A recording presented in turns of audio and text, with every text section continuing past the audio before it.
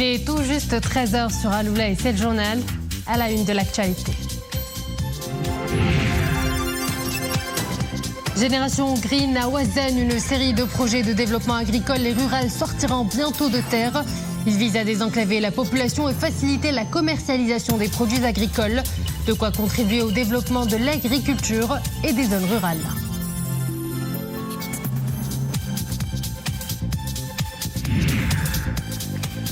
En ces temps de chaleur, nous irons au Haut-Atlas pour une pause rafraîchissante. Les cascades d'Ozo ouvrent leurs bras aux amoureux de la nature. Le tourisme écolo y reprend ses droits. Une aubaine pour les professionnels du tourisme en cette période de l'année.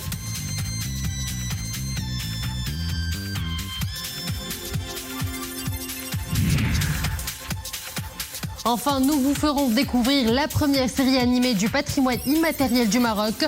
Basmata Tourat, traduisez Empreinte du patrimoine, une série qui met en avant les différents aspects de la culture marocaine dans un format éducatif et divertissant.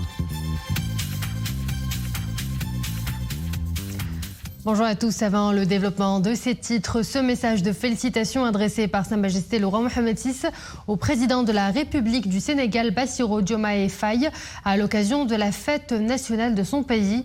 Dans ce message, Sa Majesté le Roi fait part de sa haute considération portée aux liens de fraternité séculaire et profond entre les peuples marocains et sénégalais et à l'amitié traditionnelle et singulière unissant les deux pays, réitérant dans ce sens l'importance particulière que le souverain attache à leur continuation dans tous les domaines d'intérêt mutuel.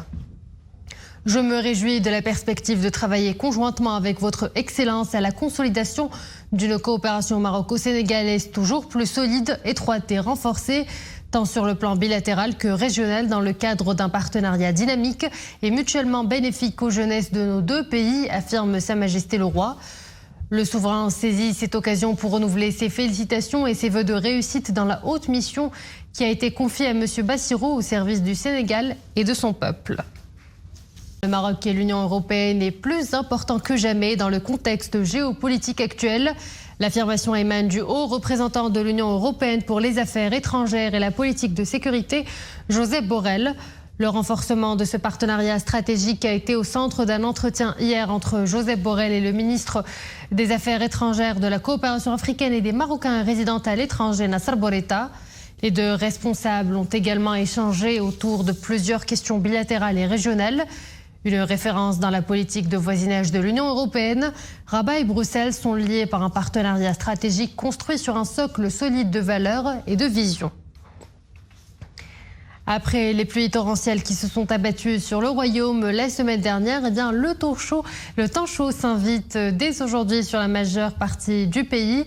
Une alerte de niveau orange de la Direction générale de la météorologie nationale annonce que cette situation se poursuivra jusqu'au samedi avec des températures variant entre 34 et 39 degrés sur les provinces qui s'affichent à l'écran.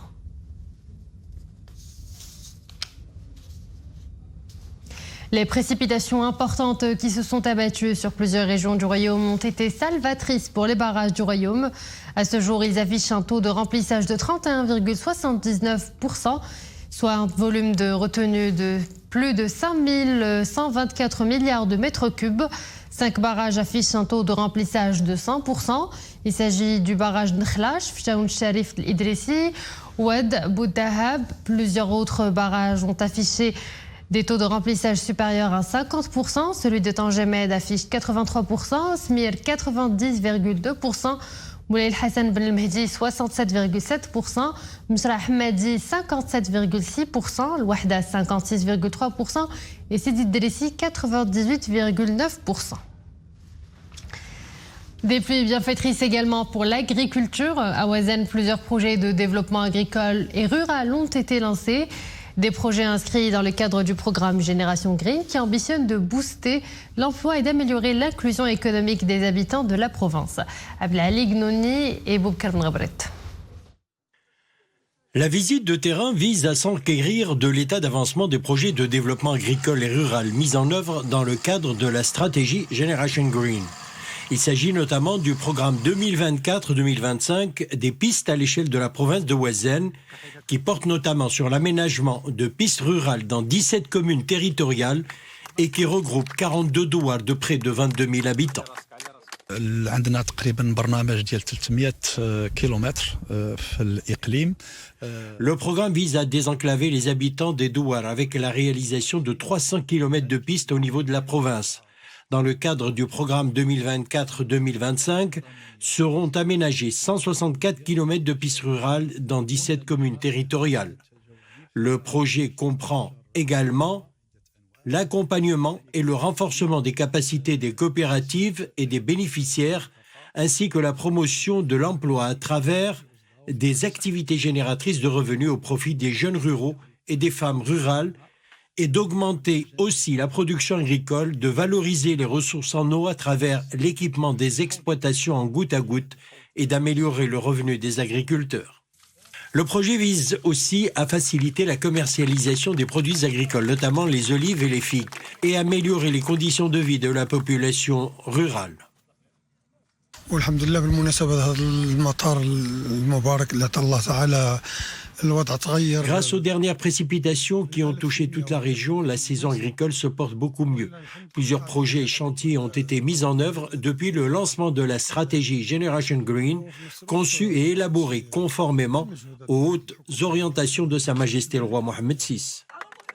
Le ministre de l'Agriculture, de la Pêche maritime, du Développement rural et des eaux et forêts a pris connaissance des principales mesures prises pour l'encouragement des agriculteurs, notamment la distribution des engrais azotés et de l'orge subventionnée, ainsi que les subventions des plants de tomates rondes et d'oignons et celles des semences de pommes de terre.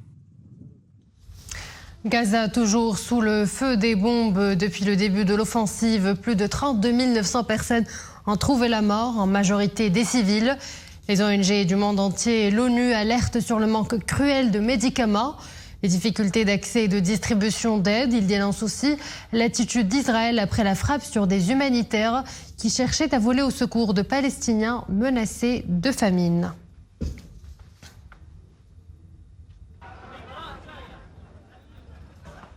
En Ukraine, de nouvelles frappes russes sur Kharkiv. 4 personnes sont mortes et plus de 10 blessés dans la nuit à la suite de nouvelles frappes russes sur la deuxième ville du pays.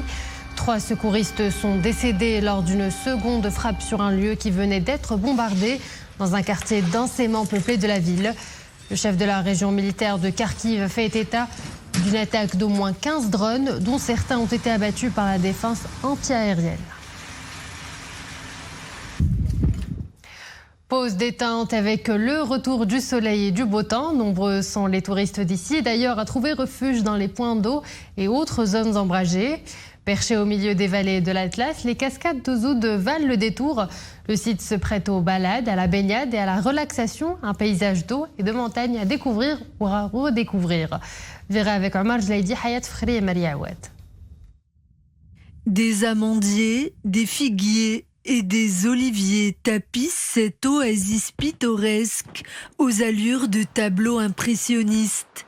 Nichées à 110 mètres de haut, les cascades d'Ouzoud et leurs eaux limpides viennent compléter ce panorama céleste, tout comme les singes macaques, taquins et joueurs qui s'aventurent hors des sentiers battus, au plus près des touristes comblés. Je viens de France, c'est la première fois que je viens au Maroc. Et là, aujourd'hui, on visite les cascades d'Ouzoud. Donc, c'est magnifique. Il fait beau.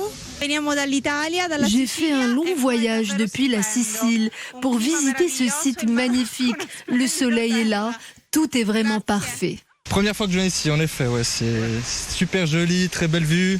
Et aussi des jolis singes. Et puis voilà, comme on peut dire, magnifique paysage naturel. Préservé, calme et entièrement piéton. Le site comporte notamment un circuit balisé de trekking en plein milieu de la forêt, un espace de camping et la promesse d'une déconnexion totale au service de la contemplation et de l'évasion. C'est ma première fois au Maroc et je dois dire que je suis émerveillée par tout ce que je vois et par cette nature incroyable qui défile devant moi. Nous accueillons principalement des touristes étrangers en ce moment. Ce sont des gens qui aiment beaucoup la nature et les paysages préservés.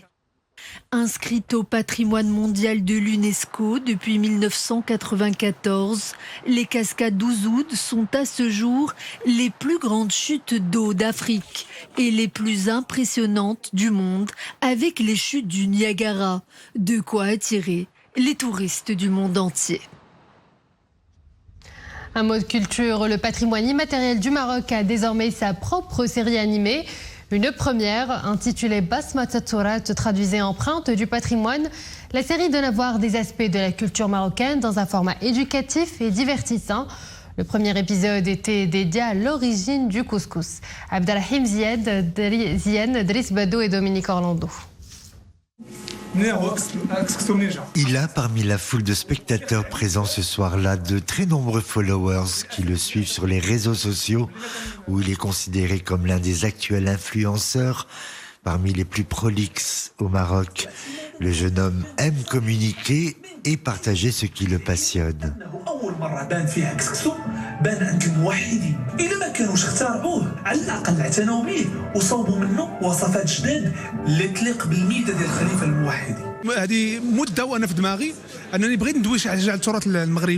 Cela fait longtemps que je voulais créer un contenu sur le patrimoine marocain.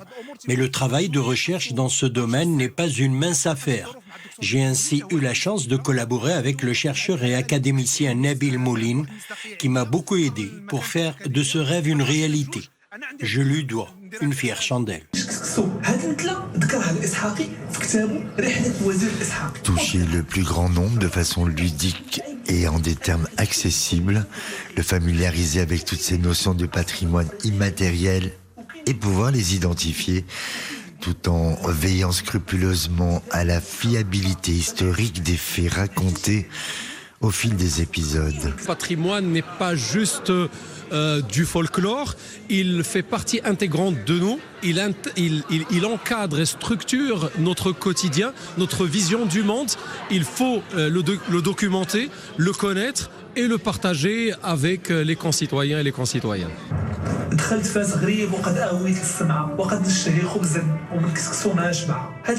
Après ce tout premier épisode consacré à l'historique, aux origines du couscous national, s'en suivra l'incontournable thé à la menthe.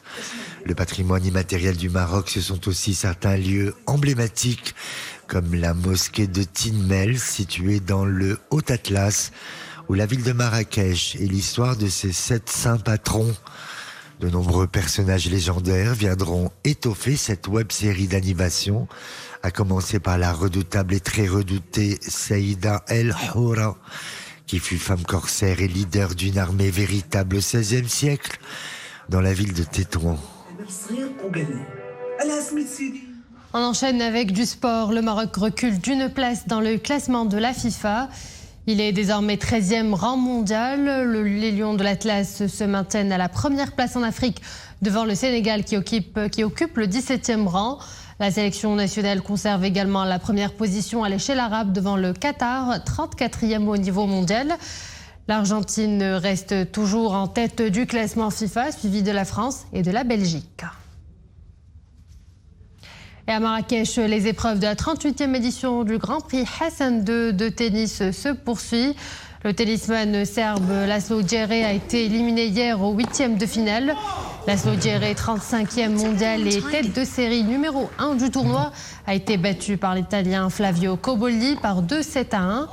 Le Russe Pavel Kotov et l'Italien Lorenzo Sodego, 61e mondial, ont aussi validé leur billet pour les quarts de finale.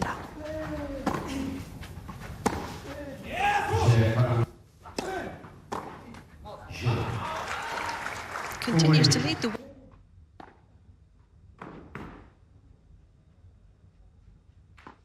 Et voilà, nous arrivons à la fin de cette édition. Merci à vous de l'avoir suivi. Excellente des programmes sur Al-Oula.